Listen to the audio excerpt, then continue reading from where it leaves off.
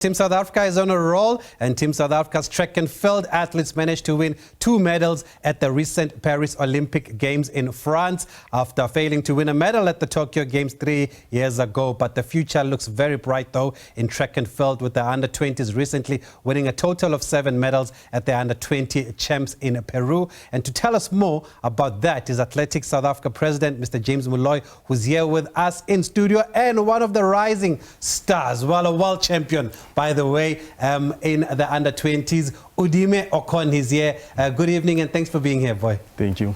Thank you. It's an honor to be here. And yeah, I would like to thank ASA for taking us to Peru and showing the world that South Africa, we're here.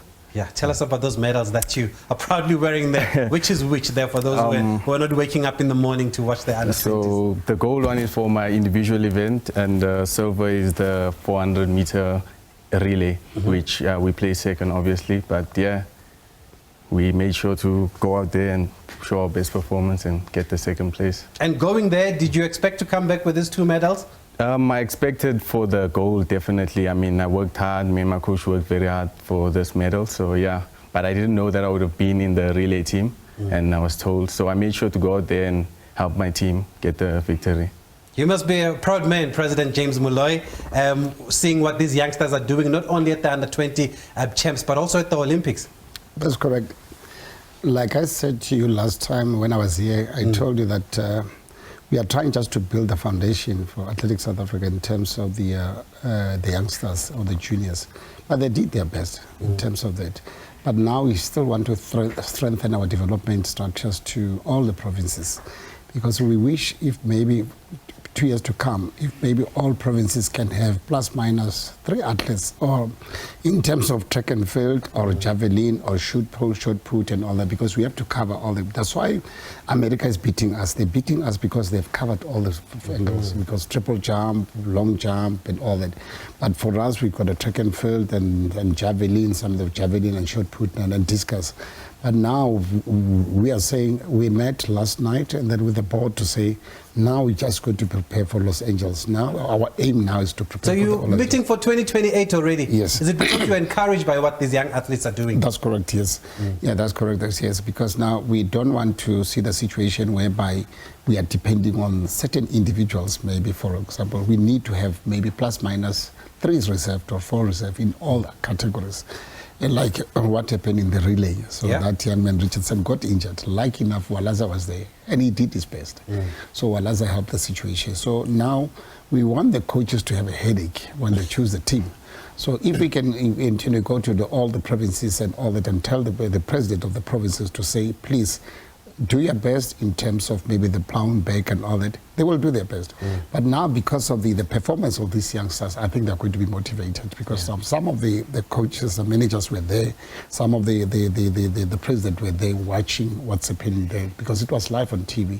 So for that, it will just maybe give us an opportunity from our side, because we just say we just want to rely too much on the development more than the seniors. But you'll need support also? What kind of support will you need on this journey to LA? No, we need a financial support in terms of the corporate companies and including the government. So, but the government is doing their best in terms of helping. They help the situation in terms of when these athletes were going to Peru. They help us in terms of financial. But we still need the corporate companies to say, this is a golden opportunity whereby we have to maybe invest in these youngsters, because it's not all about me as a president, but it's all about the country. So if the corporate companies can come forward and try to help these youngsters. I'll just give you a good example with Walaza, because most of the American countries were looking for Walaza now, phoning him to come and go scholarship in America. We refused. We said, no. So he can't go. Tax. Yes, he can't. Do you support the decision? Yes. So most of the athletes, we don't want to encourage them to go to overseas. We just want them to be here, and then we will negotiate with companies, we'll negotiate with universities and all that. Like I said, most of the chairperson of the university or president of the university sit in my board, and the SASA. So it becomes very easy to negotiate, to say, please, those athletes are not going. We will, because it's not different. Because now, if it's coached by this, the coach, he knows what he eats, he knows what he trains, he knows everything. But you take him to America, it's going to be a totally different environment. Like if you can check the running style of Walaza. if he can go to America, they will try to change his style. Well, but this one can't go anywhere now because he's still in grade 11. Tell us a bit more about you. We know your brother Ime plays for SuperSport United, solid defender also. But for you, how did you start running and why running? I actually started in primary school, in Arthur Matthews Primary School. I was in grade 2 at that time. Where? In Arthur Matthews Primary School. And it started off over there. I used to lose like very bad there and cry and all of that. But I got used to it, and I just knew to learn and just not focus on opposition. And then when I got into high school, I started looking into like getting into better like coaching and all of that. And that's where I met my coach actually. I met him at a school event happening like last year, August time. And since then we've just been working, and that's my first season, and already I have silverware, good silverware. And your first season? First season. As a 400-meter runner? Yes. Like, unbelievable. It's not even my main event, but What's your main event? My main event is 200 meter. I really enjoy the 200 meter, but my coach, he's testing formulas, so, he made me run the 400 meter once, and he said, if you run this time, we'll take you out of the 400 meter, which he actually lied about. So I continued running, but I kept on running quicker times, and I saw that it made my 200 meter stronger. So I just trusted the process and went through with the 400 meter. And when I first ran the 45, I was very happy, very happy. So I made sure that when I went to Peru, I made sure to just go there and dominate and show them that I'm here. So you still want to double 200 and 400? Or you want to focus on the 400 now? I think I do want to focus on the 400 now, but I'll keep the 200 as an event that I would definitely like to continue running. But yeah. And give us a bit of background about where the family is from, because everybody was claiming you here. I believe on the track the Nigerians were saying, why aren't you running for us? Yes. So I was actually born and raised here in South Africa. My father is Nigerian and my mother is South African. So we were born and raised here in South Africa, me and my 3 other siblings. I have 2 sisters and a brother. And yeah, we raised this side. So initially, everyone would say that our names are Nigerian, so we should be Nigerian. But we grew up this side, so we initially said, you know what, we'll represent South Africa and make South Africa. You never thought of representing Nigeria? No, not really. So because I know that here in South Africa, there is a lot of support, not like there isn't in Nigeria, but there is a lot of support in both countries. But yeah, the South Africans showed, and so yeah.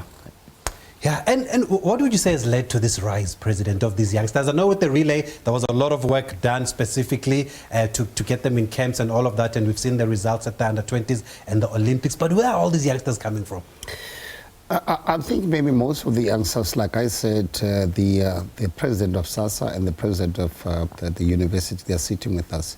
So we just urge to them to say, please, if you can urge some of the coaches, because I had a meeting with the coaches, I still remember in November last year, we said, please, do us a favor, there's no competition anymore, don't compete amongst yourself.